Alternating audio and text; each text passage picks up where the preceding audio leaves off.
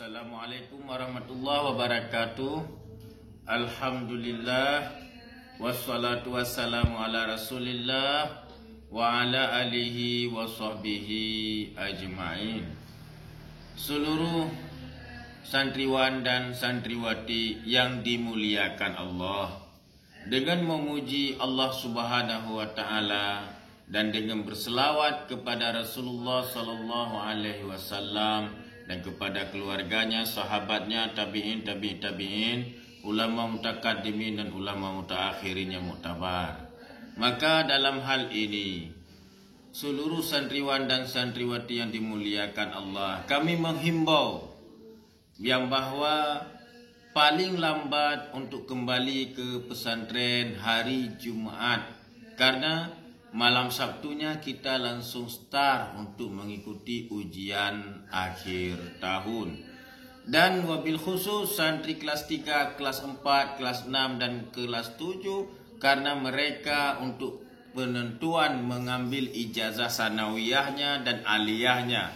Maka dalam hal itu seyogyanya mulai kembali ke pesantren mulai dari hari Selasa, hari Rabu, hari Kamis dan paling terlambat hari Jumaat.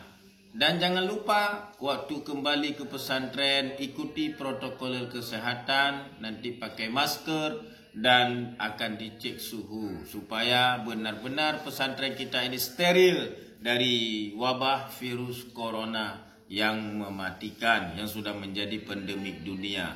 Dan dalam hal itu, kepada seluruh santriwan dan santriwati dimanapun Anda berada, ada waktu 1-2 hari ini, persiapkanlah bekal semua untuk kembali ke pesantren, agar di pesantren kita fokus untuk belajar dan di pesantren kita fokus untuk mengikuti ujian.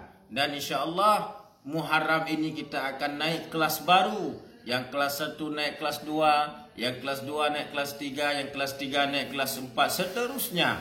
Maka dalam hal itu kami himbau kepada seluruh santriwan dan santriwati dimanapun Anda berada dan dimanapun kampung halaman Anda, paling terlambat untuk kembali ke pesantren yaitu hari Jumaat.